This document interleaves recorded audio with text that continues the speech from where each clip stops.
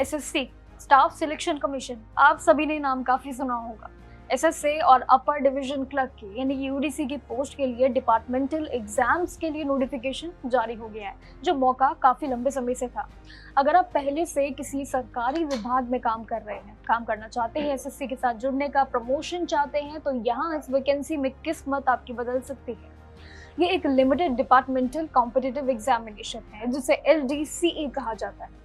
इसका मतलब भी सिंपल एंड क्लियर कट है, कोई कॉम्प्लिकेटेड नहीं है। इसमें बस आम उम्मीदवार अप्लाई नहीं कर सकते, वो शर्त भी हम जानेंगे। इसमें सिर्फ वही लोग एलिजिबल हैं जो पहले से अलग अलग गवर्नमेंट डिपार्टमेंट्स में यानी कि सरकारी डिपार्टमेंट्स में, जो कि जेएसए जिसे जूनियर असिस्टेंट के तौर पे कहा जाता है, एलडीसी जिसे लोअर डिवीजन क्लर्क के तौर पर कहा जाता है, इसके रूप में काम कर रहे हैं, उनके लिए शर्त है।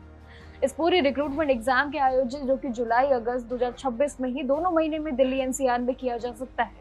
इस वैकेंसी के लिए ऑनलाइन अप्लाई करने की प्रोसेस भी 5 जून 2026 से शुरू हो चुकी है और फॉर्म भरने की अगर हम आखिरी तारीख पे सबसे पहले फोकस करें, 26 तारीख सेट है, यानी कि 26 जून इसकी आखिरी तारीख है।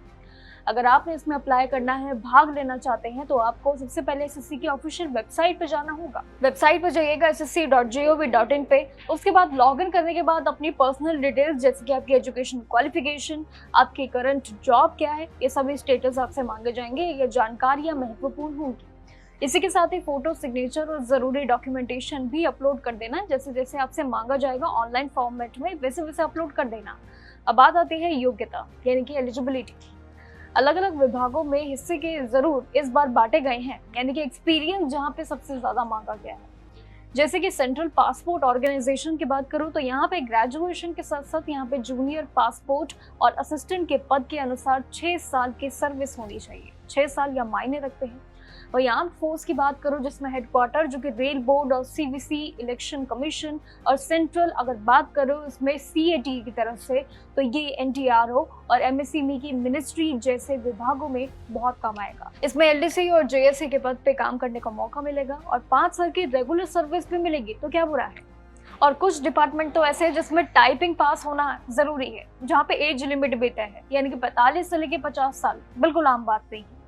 सिलेक्शन प्रोसेस की अब यहाँ आखिरी चरण में बात करें तो उसमें उम्मीदवारों के 3 स्टेजेस शामिल किए गए हैं एसएससी द्वारा। सबसे पहले पेपर 1 होगा आपका, जिसमें एक ऑनलाइन एग्जामिनेशन होगा, पूरी प्रक्रिया ऑनलाइन। पेपर 1 क्लियर करने वाले उम्मीदवारों के लिए पेपर 2 के लिए शामिल होंगे, उन्हें बुलाया जाएगा, जो कि एक डिस्क्रिप्टिव एग्जाम है, यानी कि वर्णनात्मक परीक्षा। इसके बाद आपके पिछले अगर बात करें कामों के लिए तो उसकी सर्विस भी रिकॉर्ड की जाएंगी, इवैल्यूएशन किया जाएगा इसके लिए। फाइनल सिलेक्शन लिस्ट आपकी पेपर 1, पेपर 2 और साथ ही अपार के टोटल स्कोर के आधारित पे चुना जाएगा। ये 3 ऐसा नियम है, यानी कि 1, 2 और अपार, ये 3 ऐसे फॉर्मूला है जो आपके आखिरी चरण में इन तीनों की गिनती गिनी जाएगी। एसएससी की भर्ती है, कोई इसमें छोटी बात नहीं है, क्योंकि एसएससी की भर्तियां इस बार भरपूर, अगर देखें तो बम्पर वैकेंसी अपने साथ लेके आई है और ये महीना भी एसएससी उम्मीदवारों के लिए बहुत खास होने जा रहा है। इसलिए अगर बहुत सारी वैकेंसियों में अगर आप भी शामिल होना चाहते हैं, जिन पद को आप चुनना चाहते हैं अपने इच्छा अनुसार, तो उसके लिए आवेदन करने के लिए पीछे मत हटिएगा। अपनी आवेदन प्रक्रिया को शुरू कर दीजिए और बाकी जानकारियों के लिए जुड़े रहिएगा जागरण जोश पे, सरकारी भर्ती और प्राइवेट जॉब्स के लिए। नमस्कार।